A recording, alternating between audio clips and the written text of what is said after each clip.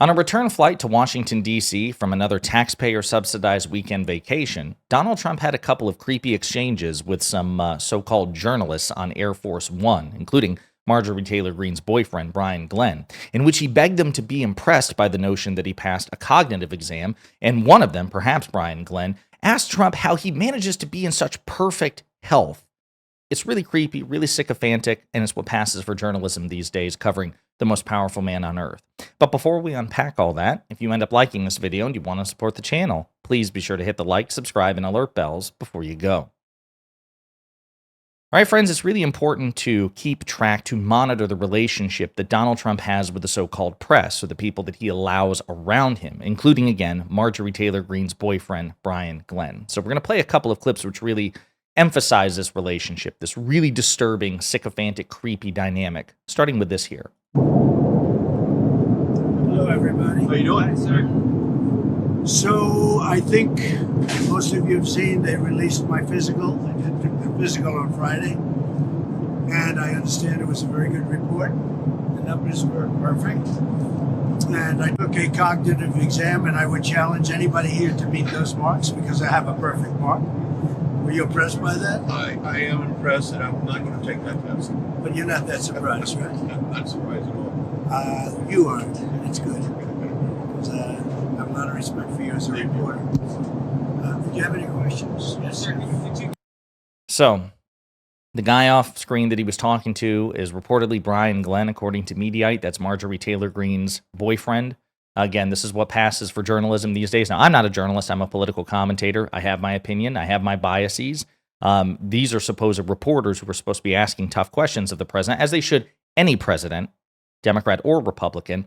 And instead, you get shit like this. These are perfect numbers. Nobody could ever do it. Nobody have a better physical than me. I had perfect marks, perfect cognitive test remarks as well.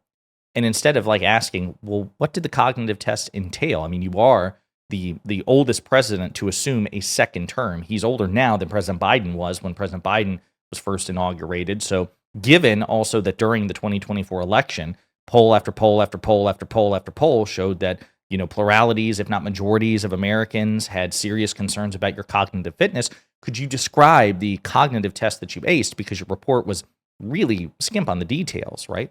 But of course, they don't ask Trump that question. Trump wouldn't be able to answer that question competently and coherently in the first place. But again, that's where we are. Here's another creepy example. And I think, again, this might also be Brian Glenn. But listen to the question and how Trump responds. You got the perfect health report. Everybody in the press wants to know this. How do you do it, Mr. President? I haven't set up at 2 a.m. in the morning since I was 25, and now we're 2:16 in the morning having a press conference. How do you do it?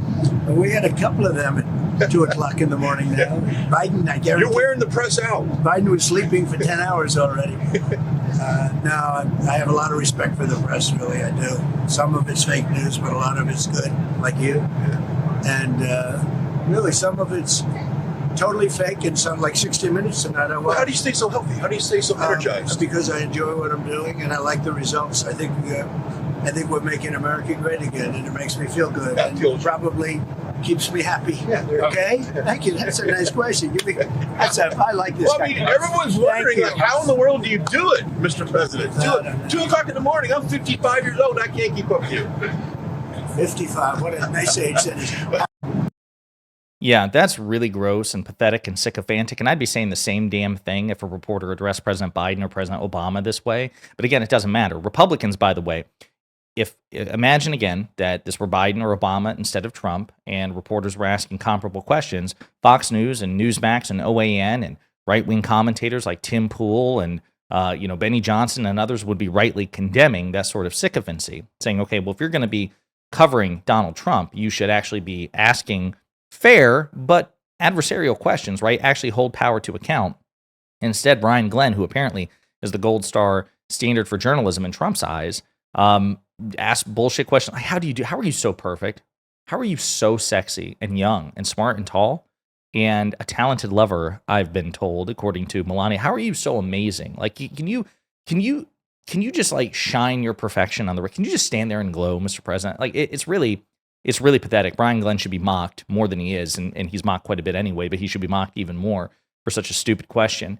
Also note though that Brian Glenn is aware of how dumb Donald Trump is deep down. Like there's an internal recognition that Donald Trump is a deeply stupid and easily distracted person. Because note that when he asked the question, like, how do you do it? How are you in such perfect health? Donald Trump started to go on a tangent about the press. He's like, I have great respect for the press, even though he's repeatedly publicly threatened the press and elements of the media. Set that aside. So, I mean, total contradiction based on his past behavior. But Glenn has to then hem him in. He's like, well, no, okay, well, enough about that. What about your health? Well, I love what I do.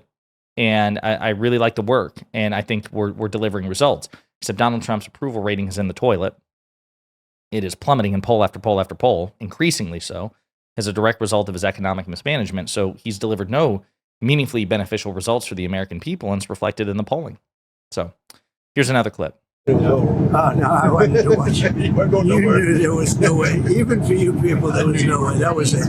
It's one of my favorite shows ever. The Masters is to me maybe my favorite sporting show. And it showed, and Justin Rose was great. They're great athletes under tremendous pressure. But unless you're a golfer, you don't understand it. It's 100th of an inch makes a difference between a great shot and a horrible shot. Think of it, just a little tiny, This is the closest Donald Trump has ever spoken competently on the record about anything, and it's a golf, right? Which, I don't golf. I don't like watching golf. I know a lot of people do, so that's fine. But that's a hobby, and he's the president of the United States, and he can't speak competently about tariffs or economic policy or fiscal policy or foreign policy, diplomacy. He can't speak competently in regards to any of that. But he's more than capable of waxing poetic about golf for extended periods. Maybe that's what he should be doing. Maybe he shouldn't be president. Maybe he should just be golfing in retirement, in wealth and power.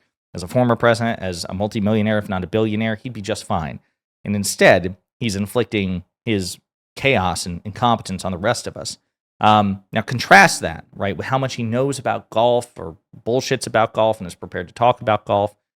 With this, a major news story over the weekend about how Josh Shapiro, the governor of Pennsylvania, a Democrat, was the victim of an arson attack against the governor's mansion. So we just heard Donald Trump talk, like he riff extemporaneously and relatively coherently about golf. But what about this major news story, which is political? Mr. President, do you have any reaction to the governor of Pennsylvania? His mansion was set on fire. Do you have any reaction? I just heard about it. No, I have to look into it.